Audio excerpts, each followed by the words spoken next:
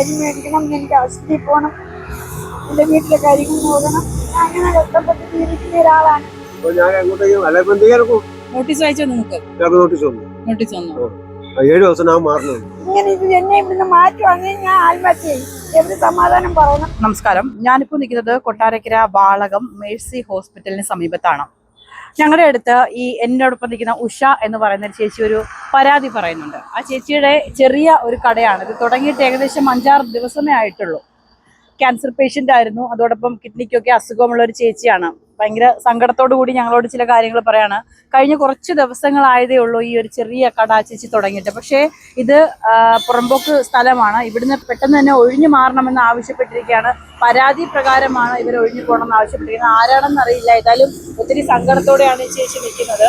ആകെപ്പാടെ ഉള്ളൊരു വരുമാനമാണ്. ജീവിച്ചു പോകാനായിട്ട് കിട്ടുന്ന ചെറിയ ഒരു തുക കൊണ്ട് ജീവിച്ചു പോകണം എന്നുള്ളൊരു ആഗ്രഹത്തിലാണ് അല്ലേ? എനിക്ക് അരി മേടിക്കണം, എനിക്ക് ആശുപത്രിയിൽ പോകണം, എൻ്റെ വീട്ടിലെ കാര്യങ്ങൾ നോക്കണം. അങ്ങനെ കഷ്ടപ്പെട്ട് ജീവിക്കുന്ന ഒരാളാണ്. പണ്ടൊക്കെ മെക്കാട് പണിക്ക് പോകുന്നു. ഇപ്പം ഞാൻ കൊണ്ട് അവിടെ കൊച്ചിലെ അവിടെ അച്ഛൻ മരിച്ചതാണ്. അന്നോട്ട് നമ്മൾ കഷ്ടപ്പെടുവാണ്. ഇന്ന് വരെ നമുക്ക് സർക്കാരിൽ നിന്ന് പോലും ഒരു നീതിയില്ല. അപ്പം ഇങ്ങനെ കച്ചവടം ചെയ്ത് എനിക്കതിൽ അരി മേടിക്കണം, മരുന്ന് മേടിക്കണം, ഈ നാട്ടുകാർ സമ്മതിക്കുന്നില്ല. എന്തിനാണ് ഇപ്പോൾ ഇത്രയും ഭാഗം നമ്മൾ ഒഴിഞ്ഞൊരു ഭാഗമാണ്? ഈ ഭാഗത്ത് നമ്മൾ വഴിയോരത്തിൽ എത്രയോ കടകൾ കാണുന്നുണ്ട്. ഇവിടെ മാത്രം ഒഴിഞ്ഞു പോകണമെന്ന്. അപ്പോൾ സാറ് പറഞ്ഞു ഇവിടുന്ന് മേളിൽ നിന്ന് പ്രഷർ ഉണ്ടായതുകൊണ്ടാണ് ഞങ്ങളിപ്പോൾ പറഞ്ഞു, ഞങ്ങൾക്ക് നിങ്ങളെ ഒഴിപ്പിക്കണമെന്നൊന്നുമില്ല, മേളിൽ നിന്നുള്ള പ്രഷറാണെന്ന് പറഞ്ഞു. ആരായാലും ഞങ്ങൾക്ക് ജീവിക്കാം. അല്ലെങ്കിൽ ഇങ്ങനെ ഈ പറയുന്നവർ ഞങ്ങൾക്ക് ചിലവിന് തരണം, എനിക്ക് മരുന്നിന് തരണം, മാസം 15 രൂപ വേണം, അവർ തരണം എനിക്ക്. ഇല്ലെങ്കിൽ എനിക്ക് ആത്മഹത്യക്കുള്ള വഴിയേ ഉള്ളൂ. അത് ഞാൻ ചെയ്യുകയും ചെയ്യും. എനിക്ക് ഇങ്ങനെ ഇത് എന്നെ ഇവിടുന്ന് മാറ്റുവാണെങ്കിൽ ഞാൻ ആത്മഹത്യ ചെയ്യും. എവിടെ സമാധാനം പറയണം. 4 വീലിലിരിക്കുക. ഇത് എപ്പോൾ വേണമെങ്കിൽ നമ്മൾ ഉരുട്ടി മാറ്റിക്കോളാം. എന്നാൽ നമുക്ക് അവിടെ ഇരിക്കാൻ നിയമമില്ലെങ്കിൽ പിന്നെ ഞങ്ങൾ എന്തോ വേണം? ഈ വിധവന്മാരെ കയറ്റിയ മുൻകളാണ് ഈ അസുഖക്കാർക്ക്. അതിന് എനിക്ക് ഇത് തന്നില്ലെങ്കിൽ ഞാൻ ഇതിനകത്ത് ആത്മഹത്യ ചെയ്യും. ഈ സർക്കാർ ഇത് പറയണം. ഇത് അല്ലെങ്കിൽ ഈ നാട്ടുകാർ ഇതിന് ഇടപെടണം. 14 വയസ്സുള്ള ഒരു പ്രായമായ ഒരു കുഞ്ഞുണ്ട്. ഇപ്പോൾ രാത്രി വരുമ്പോൾ 8 മണി 8:30 മണിയാവും. അപ്പോൾ ആ കുഞ്ഞിനെ കൊണ്ട് വരുന്നോണ്ട് പറഞ്ഞു ഇവിടെ ഇരുന്ന് നീ അമ്മയും കൂടി ഇതിനുള്ള പൈസ വിറ്റ് അരിയും മരുന്നും മേടിക്കാൻ പറഞ്ഞു. എനിക്ക് സുരേഷ് ഗോപി സാറൊക്കെ ഒരുപാട് സഹായം ചെയ്ത ഒരാളാണ് ഓപ്പറേഷൻ സമയത്ത്. ഞാൻ അവിടെ കൊണ്ടാണ് രക്ഷപ്പെട്ടത്. ആരാണെന്നറിയില്ല. പരാതിയുടെ അടിസ്ഥാനത്തിലാണ് ഇവിടെ നിന്ന് ഇതൊരു ശരിക്കും പറഞ്ഞാൽ നമുക്കറിയാം ഇത് ഏത് നിമിഷം നമുക്ക് അങ്ങോട്ടും ഇങ്ങോട്ടേക്ക് മൂവ് ചെയ്യുന്ന ഒരു ചെറിയ പ്രസ്ഥാനമാണ്. അല്ലാതെ ഇവിടെ കൈയേറിയിട്ടൊന്നും തന്നെ ഇല്ല. അപ്പൊ നമുക്ക് ഏതായാലും ഈ ഒരു ദേശീയപാതയ്ക്ക് സമീപം നമ്മൾ ഒരുപാട് ചെറിയ ചെറിയ പ്രസ്ഥാനങ്ങളൊക്കെ നമ്മൾ കണ്ടിട്ടുണ്ടല്ലോ. ജീവിക്കാൻ വേണ്ടി എത്രയോ മനുഷ്യരാണ് ഇതുപോലുള്ള ചെറിയ ചെറിയ കച്ചവടങ്ങൾ നടത്തി ജീവിക്കുന്ന ഒരു ഉപജീവന മാർഗത്തിന്. ഇവരുടെ ഈ ഒരു ചെറിയ പ്രസ്ഥാനം ഇവിടെ ഇരിക്കുന്നതുകൊണ്ട് ആർക്കാണ് ബുദ്ധിമുട്ട്? ആരെയാണ് ശരിക്കും പറഞ്ഞാൽ ഇവർ ഓടിക്കാൻ നോക്കുന്നത്? ഉപജീവനത്തിന് വേണ്ടി ഒരു നേരത്തെ അരിക്ക് വേണ്ടിയിട്ട് ആഹാരത്തിന് വേണ്ടി കഷ്ടപ്പെടുന്ന ഇതുപോലുള്ള പാവങ്ങളുടെ നേരെയാണോ ഇങ്ങനെയൊക്കെ കാണിക്കുന്നത്? ആരാണ് ഇവർക്കെതിരെ ഇത്തരത്തിലൊരു പരാതി പോയിരിക്കുന്നത്, നോട്ടീസ് കൊടുത്തിരിക്കുന്നത് ഒന്നും തന്നെ അറിയില്ല. ഏതായാലും വളരെ സങ്കടകരമായിട്ടുള്ള ഒരു കാര്യം തന്നെയാണിത്. കാരണം ജീവിക്കാൻ വേണ്ടിയാണ് രോഗിയായ ഒരു സ്ത്രീയോടാണ് ഇത്തരത്തിൽ വലിയ രീതിയിൽ കണ്ണില്ലാത്ത ക്രൂരത കാണിച്ചിരിക്കുന്നത്. ഇത് കൊട്ടാരക്കര വാളകത്തെ മേഴ്സി ഹോസ്പിറ്റലിന്റെ മുമ്പിലുള്ള ഒരു ചെറിയ പ്രസ്ഥാനമാണ്. കാര്യം കുഞ്ഞൊരു കടയാണ്. ഈ കട ഇത്രയും റോഡിൽ നിന്നും അല്ലെങ്കിൽ ബസ് സ്റ്റോപ്പിൽ നിന്നൊക്കെ കുറച്ച് ഒതുങ്ങി മാറി ഉള്ളിലോട്ടാണ് വെച്ചിരിക്കുന്നത്. അപ്പോൾ നമ്മൾ അങ്ങനെ നോക്കുകയാണെങ്കിൽ ഈ തൊട്ടടുത്തുള്ള നിരവധി കടകളും ഇത്തരത്തിൽ റോഡ് കയ്യേറുന്ന രീതിയിൽ തന്നെ കുറച്ച് മുന്നോട്ട് തന്നെ വെച്ചിരിക്കുകയാണ്. അപ്പോൾ അവർക്കൊന്നും ഇല്ലാത്ത രീതിയിൽ ഈ ഒരു ചെറിയ കട മാത്രം സ്ഥാപിച്ചതിന് ആർക്കാണ് ഇത്ര സങ്കടം?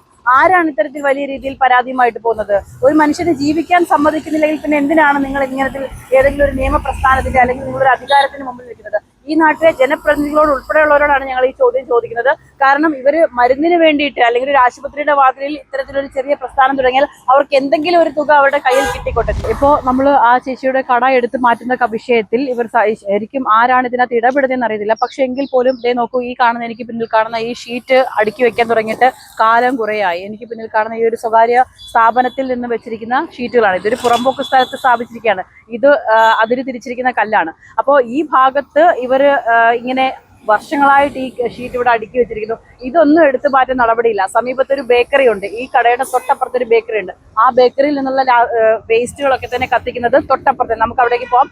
ഏതായാലും അവിടെയൊക്കെ ഇത്തരത്തിൽ വലിയ രീതിയിൽ കയ്യേറുന്ന രീതിയിൽ തന്നെയാണ് ഇവർ ഓരോ കാര്യങ്ങൾ ചെയ്തിട്ടുള്ളത്. പക്ഷേ എന്തുകൊണ്ടാണ് ഇവരോട് മാത്രം ഇങ്ങനെ കാണിക്കുന്നത്? ആരാണ് ഇതിന് പിന്നിലൊരു ഇടപെടൽ നടത്തിയിട്ടുള്ളത്? എന്തിനാണ് ഈ ഉദ്യോഗസ്ഥർ ഇങ്ങനെ ഇരുട്ടിൽ തപ്പുന്നത്? ഈ സ്ഥലം ഈ റോഡിന് സമീപത്തെ ഒരു ബേക്കറിയിലെ വേസ്റ്റുകളൊക്കെ കത്തിക്കുന്ന ഒരു സംസ്കരണ പ്ലാന്റ് ആയിരുന്നു. ഇവിടെ നിന്ന് മാറ്റി ഇപ്പോൾ ഈ പുറമ്പോക്കിൽ തന്നെ ഇത്തരത്തിലൊരു മാലിന്യ സംസ്കരണ പ്ലാന്റ് സ്ഥാപിച്ചിരിക്കുന്നു. ഇതും ഒരു പുറമ്പോക്ക് സ്ഥലമാണ്. ഇവിടെ മാലിന്യ സംസ്കരണ പ്ലാന്റ് സ്ഥാപിക്കാം, ഇവിടെ ഇഷ്ടമുള്ള രീതിയിലൊക്കെ വേസ്റ്റ് ഡംപ് ചെയ്യാം. ഇതിനൊന്നും ആരുടെയും അനുവാദമോ നോട്ടീസോ ഒന്നും തന്നെ ആരും കാത്തു നിൽക്കുന്നില്ല. പക്ഷേ ഇത്തരത്തിൽ വലിയ രീതിയിൽ ഒരു സ്ത്രീക്ക് ഇവിടെ കച്ചവടം ചെയ്യാൻ നേരത്തെ എന്തിനാണ് ഇത്തരത്തിൽ വലിയ രീതിയിൽ ഈ ഉദ്യോഗസ്ഥർ തന്നെ ഇരുട്ടിൽ തപ്പുന്നത്? എന്തുകൊണ്ടാണ് ഇവരോട് മാത്രം ഇവിടെ നിന്ന് മാറിപ്പോകണമെന്ന് ആവശ്യപ്പെടുന്നത്? ഓക്കെ, ഇവിടെ ഈ ഹോസ്പിറ്റലിന് മുമ്പിൽ കച്ചവടം ചെയ്യുന്ന വേറൊരു അച്ഛനാണ്. അച്ഛാ, നിങ്ങൾ ഇവിടെ നിന്ന് മാറിപ്പോകാൻ പറഞ്ഞോ? ആണോ? ഓക്കെ, ഇപ്പൊ എത്ര വർഷമായി ഇവിടെ? ഇപ്പൊ ഒരു വർഷം ആവാൻ പോകുന്നതേ ഉള്ളൂ. Okay okay. ഇവിടെ നിങ്ങളുടെ ഒരു ഉപജീവന മാർഗത്തിന് വേണ്ടി മാത്രം എല്ലാവർക്കും ഒരു സഹായം.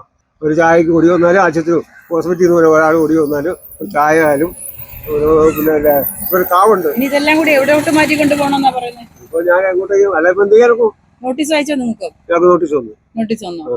7 ദിവസം ഞാൻ മാറുന്നത്. ആ ബാക്കിൽ നിൽക്കുന്നത് പിന്നെ പ്രമുഖ കുറച്ച് ഭാഗം. പിന്നെ അവിടെ വേസ്റ്റ് കത്തിക്കുന്നുണ്ട്.